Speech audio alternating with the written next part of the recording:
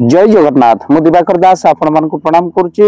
29 मार्च रे पड़ुची सूर्य पराग हांडी छाड़ समय केतबेले गर्भवती महिला करिवे कौन ये संपूर्ण वीडियो को देखिले आपण जानि परिबे। यही 29 मार्च जो रही अमावास्या यही जो पराग पड़ुची सूर्य पराग पालनीय देवनीति रे कौन करिवो भक्त बंधु आपण माने संपूर्ण वीडियो को देखिले आपण जानि परिबे। 2025 रो प्रथम सूर्य पराग यही दीर्घतम सूर्य पराग आपणकर अनुष्ठित होउची। 500 वर्ष पर पड़ुची यही सूर्य पराग जहाँ 29 मार्च रे मध्य शनि चलन जोगु शनि अमावास्या मध्य कहा जाउची। पाक निषेध हांडी छाड़ मध्य होइताय। आपण जानती जेतबेले सूर्य पराग होइताय आपणकर ग्रहणर 9 घंटा पूर्व परागर 12 घंटा पूर्व हांडी छाड़ होइताय। यहाकू सूतक समय मध्य कहंती। तेणु यही 29 मार्च रे हांडी छाड़ समय कौन रही आपण पराग समय रे बा सूर्य पराग समय रे केउ कथा करिवेन ता मध्य लिखा होईची जे खाद्य आपण सूर्य पराग समय करिवे नाही।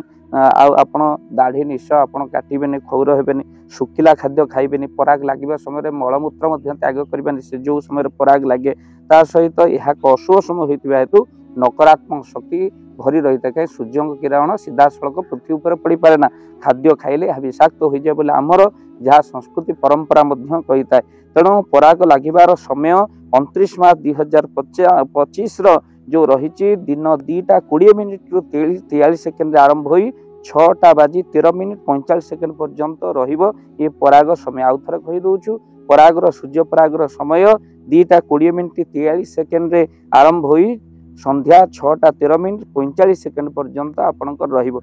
यही पराग अमेरिका यूरोप आटलांटिक रे संपूर्ण भाव रे दृश्य रहिबो किंतु भारत रे यार दृश्य हेबो नाही। यह दृश्यमान हेबो नाही भारत रे बा ओडिसा रे एही पराग सूर्य पराग दृश्यमान हेबो नाही। तेणु यही समय रे आपणकर हांडी छाड़ पाक निषेध हेबो नाही। देवनीति जे भली भाव रे करा जाउची सेमते मध्य करा जिवो किंतु एही परागर प्रभाव पृथ्वी ऊपर निहाती भाव रे पड़िबो काहे कि 29 मार्च रे आपणकर जो शनिवार पड़ुची सूर्य पराग सेना मीन चंद्र संजोग मध्य रही। तेणु 4टी राशि मध्य बहुत शुभ फल प्राप्ति करिवे। एक होची मकर राशि, द्वितीय होची तुला राशि, कन्या राशि आउ तापर राशि होची आपणकर मेष राशि व्यक्ति माने निश्चित भाव में परागर शुभ फल प्राप्ति करिवे।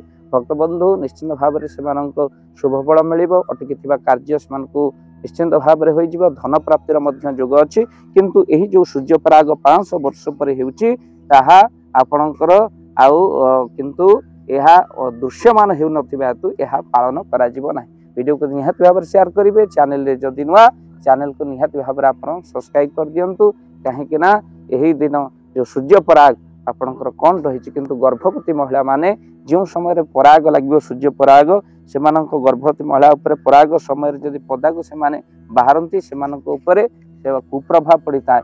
गर्भस्थ संतान विकलांग हो जाती तो से आपण जो पराग समय रही 2टा 20 मिनिट 43 सेकेंड रु 6टा 13 मिनिट पर्यंत से बाहर को बाहर कथा नुहे। गर्भवती महिला निश्चित भाव में ध्यान देवे। इस समय ईश्वर का नाम जप करंतु जगन्नाथ को प्रार्थना करूँ इष्ट मंत्र जप कर माला जप करें। जय जगन्नाथ जय जगन्नाथ।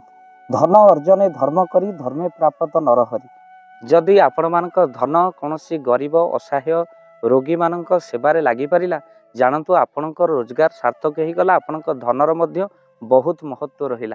तो आज आपण माने जदि चाहूचंती आपणकर से धन महत कार्य लागू जेमिति कि आमे गोटे आम्बुलांस करिचु जो आम्बुलांस प्रतिदिन किछि असहाय रोगी मानक मेडिकल रे पहुंचाए।